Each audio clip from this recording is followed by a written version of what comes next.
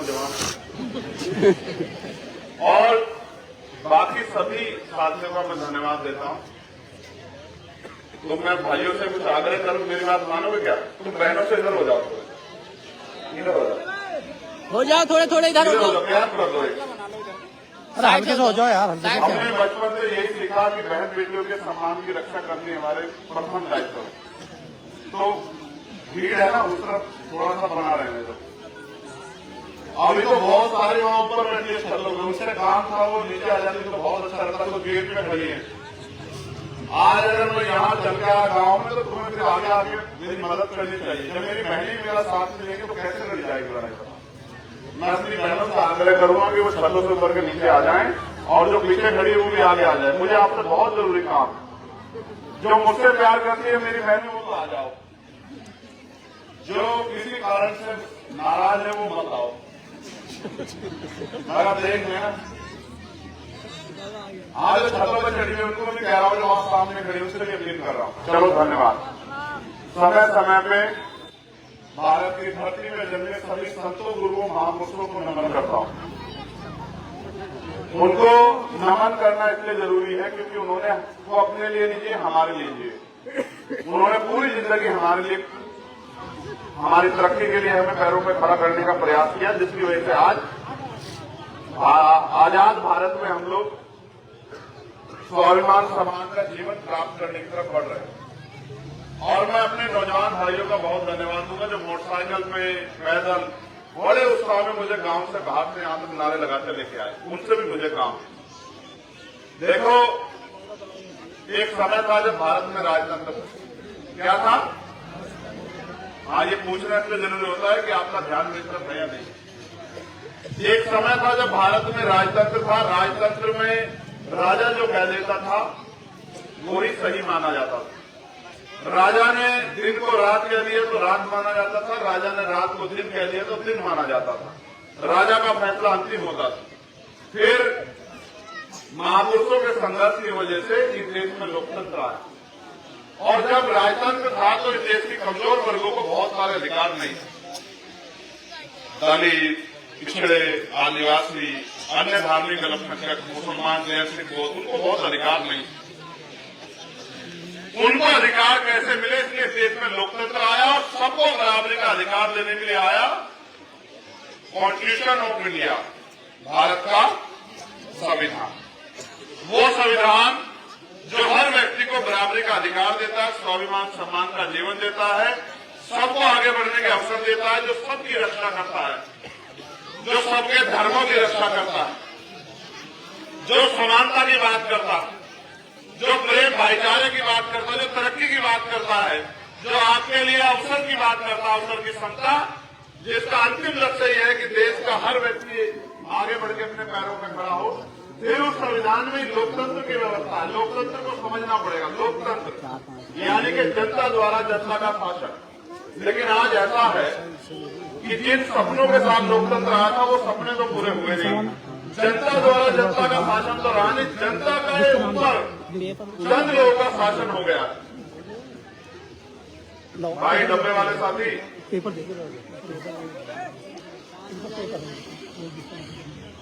अब आपसे आगे उससे जाने मत देना, उससे हाथ जोड़ के आग्रह कर लेना कि दर्शन आ जाए।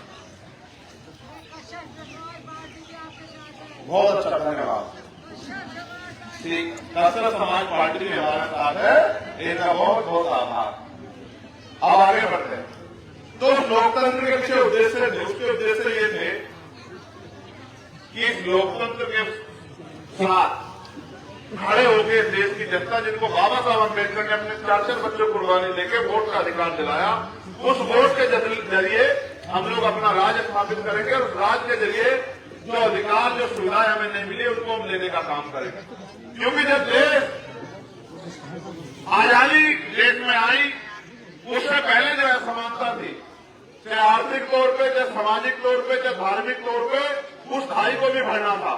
कैसे कि आजादी से पहले हम लोगों को सरकारी स्कूलों में उस तरह से पढ़ने का, डॉक्टर इंजीनियर बनने का, IAS IPS बनने का, वकील बनने का, टेक्नीशियन बनने का अधिकार नहीं था। हम पे पक्के मकान बनाने का, धार्मिक स्थल पर जाने का अधिकार नहीं था। हम पे सरकारी उपकरणों का लाभ लेने का अधिकार नहीं था, तो कैसे हम भी देश की मुख्य धारा में जुड़ जाए? इसके लिए बाबा साहब अम्बेडकर ने लोकतंत्र में वोट की व्यवस्था की। जब वोट का अधिकार दिला रहे थे तो तमाम तरह के प्रयास हुए। कोई कहता वोट का अधिकार उसको मिले जो लगान देता है, कोई कहता उसको मिले जिसमें बहुत जमीन है, कोई कहता उसको मिले जिसका बिजनेस है, कोई कहता उसको मिले जिसको बहुत पढ़ा लिखा है। बाबा साहब ने तर्क देके कहा कि अगर चंद लोग फैसला करेंगे तो लोकतंत्र कैसा? लोकतंत्र तो तब होगा जब हर बालिग व्यक्ति फैसला करेगा।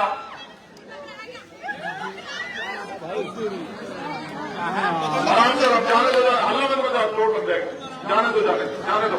इसका लगा बेटा, इसको रोको मत, जाने दो, जाने दो। बैठ जाओ, वापिस बैठ जाओ। सुनो, ये भीम आर्मी के नौजवानों ने बहनों को पीछे वाली तरफ जाने बेटा, जरा अपने आप सुरक्षा करना सीखो। जाओ, यहाँ बैठो, वहां जाओ पीछे। बहनों के पिछली तरफ सुरक्षा घेरा बनाओ, जाओ। चलो बेटा, यहाँ बैठो, वहां जाके सुरक्षा घेरा बनाओ बहनों के पीछे। बताओ भीम आर्मी क्यों अपने नाम से जाने जाते? जाओ, जाके करके दिखाओ।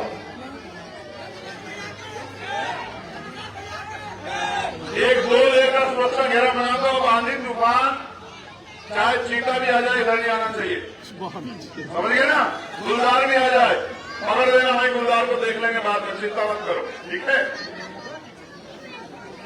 बैठ जाओ, बैठ जाओ, बैठ जाओ। फिर वरना बात का वो किरकिरा हो जाएगा। बिठा दो, मैं बिठा दो, बिठा दो।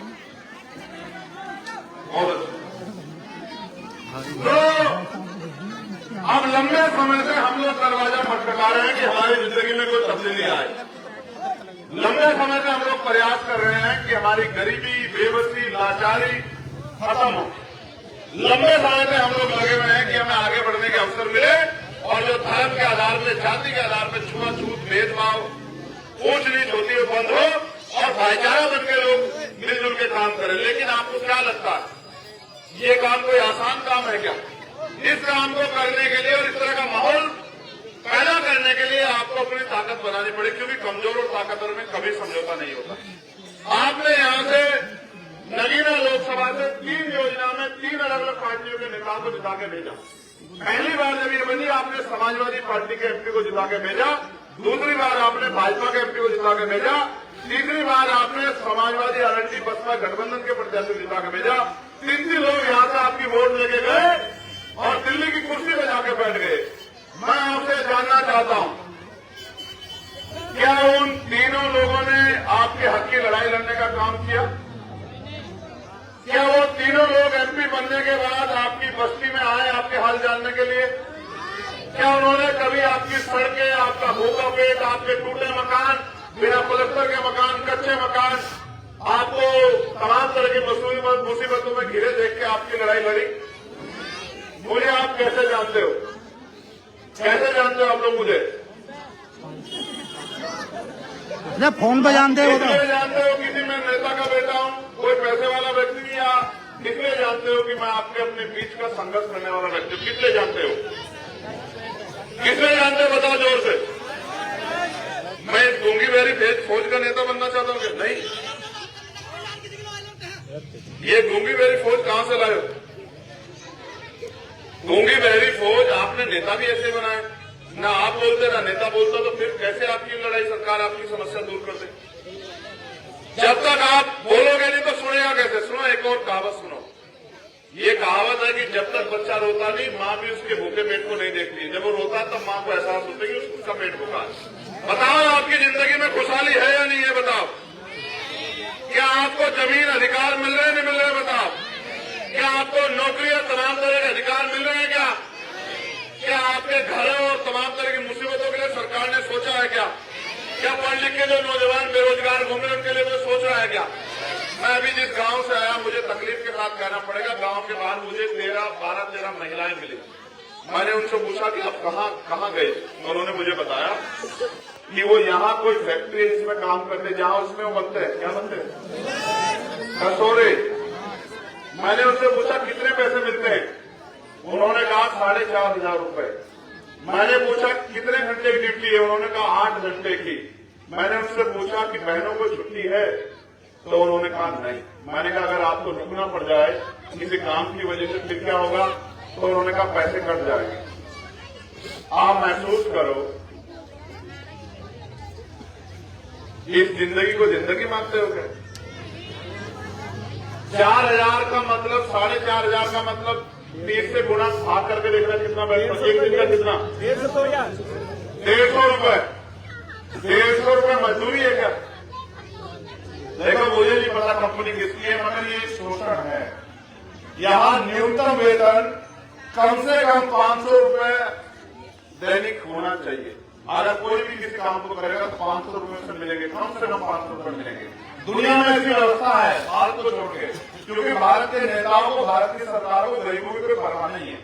देखो 2 तरह के जीवन हो गया, एक अमीरों का, एक गरीबों का। अमीरों का क्या है? बड़ी बड़ी गाड़ियां, बड़े बड़े स्कूल, बड़े बड़े हॉस्पिटल, तमाम तरह की सुविधा उनके हिस्से में। और गरीबों के हिस्से में सरकारी स्कूल जहां पढ़ाई नहीं हो रही है, सरकारी अस्पताल जहां इलाज नहीं हो रहा है, और अधिकार सुविधा विहीन जीवन। अब इस जीवन में बदलाव कैसे हो? आप बदलाव चाहते नहीं चाहते? बदलाव नहीं, ऐसे नहीं है, जोर में बदलाव। कितने लोग चाहते? हाथ खड़ा करो, नीचे करो। बिना कुछ करे बदलाव हो सकता है क्या? अगर आप कोई पौधा भी लगाओगे तो उसकी समय समय पर सुरक्षा। किसान फसल लगाता है ना, तो पहले बीज बोता है या फसल हो जाती है? बताओ। तो अगर आप अपने जीवन में परिवर्तन चाहते हो तो आपको पहले बीज लगाना पड़ेगा। बीज कैसे लगता है लोकतंत्र में? कि आपको वोट की ताकत से अपने किसी व्यक्ति को ताकत देनी पड़ेगी। जब आप वोट की ताकत अपने किसी व्यक्ति को दोगे तो फिर वो ताकतवर होगा। जब वो ताकतवर होगा, कलम की ताकत आएगी, तब वो बीज कुछ करेगा। देखो बहुत सारी तमन्ना लेके हम लोग घूम रहे हैं कि कुछ करके दिखाए, कुछ करके दिखाए, कुछ करके दिखाए, लेकिन वो तभी संभव है जब आप इस लड़ाई को लड़ने का अवसर हमें दो। आज किसान को फसल के दाम नहीं मिल रहे हैं, किसान की फसल में आवारा पशु, गुलदार, तमाम तरह की मुसीबतें हैं, प्राकृतिक मार है, कभी ओला पड़ जाता है, कभी बारिश, कभी गैर हवा। मजदूर को न्यूनतम वेतन नहीं मिल रहा है, मजदूरी नहीं मिल रही। भारत तो एक ऐसा देश है कि दुनिया में तो जानवर बिकते हैं, यहाँ इंसान सुबह जाते हैं लोग चौराहे पे बिकने के लिए। कोई आता है पैसे वाला, खरीदता है, 400 रुपए 300 रुपए देता है, शाम के टाइम कहता है जावे तेरा काम खत्म हो गया। अब इन सब समस्याओं का इलाज, इन सब समस्याओं का हल, क्योंकि बाबा साहब अम्बेडकर कहते थे जिनका दल नहीं होता उनके पास बल नहीं होता, और जिनके पास बल नहीं होता उनकी समस्याओं का हल नहीं होता। हल चाहिए तो बल पैदा करो। लोकतंत्र में बल वोट से पैदा होता है। बाबा साहब अम्बेडकर ने वोट का अधिकार दिलाने के साथ कहा कि आज मैंने रानी का पेट काट दिया है, आज के बाद राजा बैलेट बॉक्स से तैयार होगा, आपकी वोट से तैयार होगा। आप पे वोट है, आप चाहो तो चंद्रशेखर आजाद को दिल्ली कुर्सी बिठा दो, और चाहे दिल्ली कुर्सी बैठे व्यक्ति को जमीन पे पटक दो। ये आपकी वोट में ताकत है, ये आपके पास है। क्योंकि चाहे वो आपकी वोट हो या मेरी वोट हो या प्रधानमंत्री की वोट है, मुख्यमंत्री, वोट एक ही गिनी जाएगी। अगर आप चाहते हो कि नगीना में कुछ बदलाव हो, अगर आप चाहते हो नगीना के बच्चों, नौजवानों के लिए रोजगार के अवसर पैदा हो, यहाँ इंडस्ट्रियल एरिया लगे और 10-15 हजार रुपए का रोजगार इन बच्चों को, भाइयों को मिले। अगर आप चाहते हो जो पहले सरकार के पास खाली है वो नौकरियां दलित पिछड़े वर्ग के बच्चों को मिले। अगर आप चाहते हो सरकार का डंडा ऐसा चल रहा है कमजोर वर्गों पे, ये डंडा चलना बंद हो। अगर आप चाहते हो जिनको जमीन मिले तो फिर अपनी राजनीतिक ताकत बनाओ, क्योंकि ये देने का काम सरकार के हाथ में, इसके अलावा से कोई नहीं दे सकता। अगर आप चाहते हो कि बहन बेटियों के लिए अच्छे स्कूल बने, उनको नौकरी करने की अवसर मिले, उनके लिए अच्छी जो है कंपनियां लगे जहां वो 12-15 हजार रुपए का रोजगार कर सके, तो फिर आप अपनी ताकत बनाओ। अगर आप चाहते हो कि मेहनत मजदूरी, अभी तो खेतों में जाकर मेहनत मजदूरी करनी पड़ती है, तब 150-200 रुपए मिलते हैं, जिंदगी से मुक्ति चाहते हो, अगर आप गरीबी बेबसी खत्म करना चाहते हो तो फिर अपने भविष्य के बारे में फैसला लो। उनके बारे में मत सोचो जो चुनाव के बाद आपके बारे में नहीं सोचते, उनके बारे में मत सोचो जो सिर्फ आप लोग चुनावी रिश्ता रखते हैं। जो मुझे बहुत सही नहीं जानते, अपने बच्चों से पूछ लेना, उन बहनों से पूछ लेना जो फोन देखते हैं, वो बता देंगे कि आपका बेटा चंद्रशेखर आजाद, आपका भाई 24 घंटे 7 दिन इसी काम में लगा रहता है कि कहीं न कहीं किसी के साथ अन्याय अत्याचार हो या किसी की भी जिंदगी में खुशहाली आए, उसकी लड़ाई लड़ी जाए। तो मैं तो अपनी तरफ से पूरा प्रयास कर रहा हूं। आज भी हम कई गांव में जाके लोगों को तैयार करके आए। मैं आपसे भी जानना चाहता हूं, क्या आप इस लड़ाई में मेरी मदद करोगे? मदद कैसे होगी पता है आपको? कैसे होगी? हमारा चुनाव चिन्ह क्या पता आपको? लाओ मैं दिखाता हूँ, वो क्या नाम? लाओ मैं दिखाता हूँ।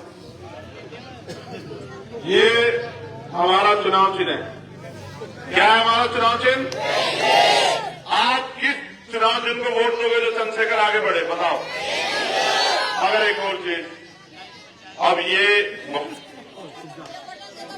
हाँ ये बात सही है, ये देखो दादी ने बहुत सही बात की, पकड़ना भाई, मुझसे किसी और ने भी कहा भी। अच्छा ये बताओ, हेलो, राजनीति में सक्रिय कितने लोग हैं? अरे मैं रैली में हूँ चंद्रशेखर आजाद जी की बात चल रही है अभी जरा। मैं आपकी पीड़ा समझता हूँ। यहाँ जो राजनीति में सक्रिय लोग हैं वो, चलो हम भाई से पूछते हैं, विपिन ये बताओ 2022 के विधानसभा चुनाव में यहाँ से मुंशी रामपाल जीत गए थे, हार गए? ईमानदार से फिर हारेंगे डालने से। देखो मेरी बात सुनो, विपिन मुझे बताने का, वो बताने जो बात है जो सच है वो सच है। सच ये है कि यहाँ से आपके विधायक जीते थे मुंशी रामपाल, मैं उनको नहीं जानता मगर वो जीते। घोषणा भी होगी, टीवी में भी आ गया कि 300 कुछ वोट से सच, मैं जो कह रहा हूँ ना वो सच है, मैं जो कह रहा हूँ वो सच है। ये काउंटिंग मुझे बताना, मैं जो आपसे कह रहा हूँ, जीत गए थे वो, लेकिन सरकार ने उनको अपने डंडे के जोर से हरा दिया। उनको भी हरा दिया, आपको पता है, उनको भी हरा देते नई मोशन रामपुर वाले को हरा देंगे, एक और जीते। स्वामी ओमेश को भी कहा कि यहाँ से भाग जाओ, तुम्हें हरा देंगे। ओमेश ने कहा, सुन लो मेरी बात, कि मेरी लाश तो यहाँ से जा सकती है, लेकिन मैं अगर जाऊंगा तो सर्टिफिकेट लेकर जाऊंगा, तब जाके उनको जिताना पड़ा। और एक और बात, कड़वी मगर सच उनका समाज मजबूत है और उनका समाज उनके साथ खड़ा था, इसलिए स्वामी ओमेश लड़ पाए। मैं आपसे बता रहा, मेरी बात सुन लो, आपको समझ आए। अगर वोट की चोरी उस तरह हो रही होती ना, तो फिर वही जीतता जो जीता है आज, फिर डंडे का जोर नहीं लगाना पड़ता। और सुनो, चोरी किनके घरों में होती है? जिनका पहरेदार कमजोर होता है, जिनका पहरेदार मजबूत होता है, उनके घर में चोरी होती है क्या? मैं उदाहरण देके बताता हूँ। क्या एसएसपी साहब के घर में चोरी हो सकती है क्या? डीएम साहब के घर में चोरी हो सकती है क्या? क्योंकि उनका पहरेदार मजबूत है। और आपका पहरेदार, मैं आपको ईमानदारी से कहता हूँ, आपका बेटा भाई होने के नाते हमारा डंडा और झंडा दोनों बहुत मजबूत। वोट की चोरी तो दूर की बात, अगर आपको जैसे कहा जाता ना बूथ कैप्चर कर लिया, बूथ रोक दिया, अगर कहीं किसी ने ऐसी गलती भी कर ली तो उसको चंद्रशेखर आजाद सपने में याद आया करेगा। इस बात को आप याद रखना।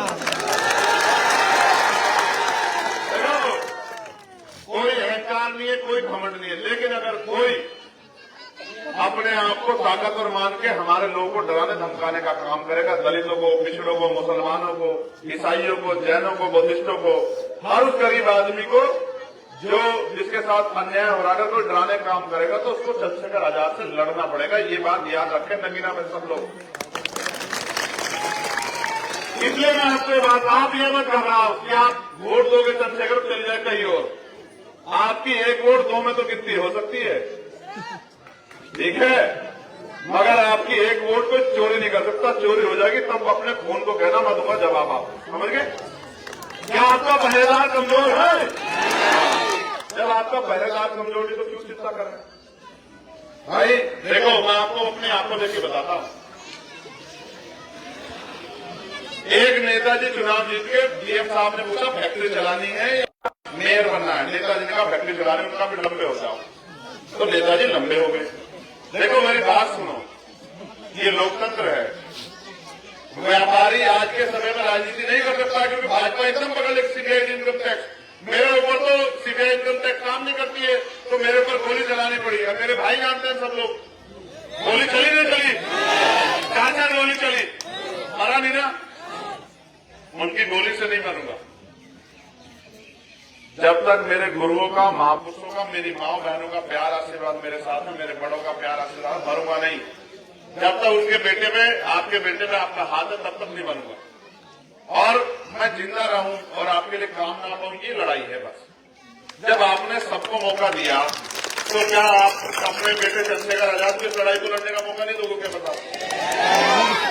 अगर देखो मुझे तो, मैं तो आपसे पहले नहीं आया नरेगा में, आप ईमानदार आए थे आप तक।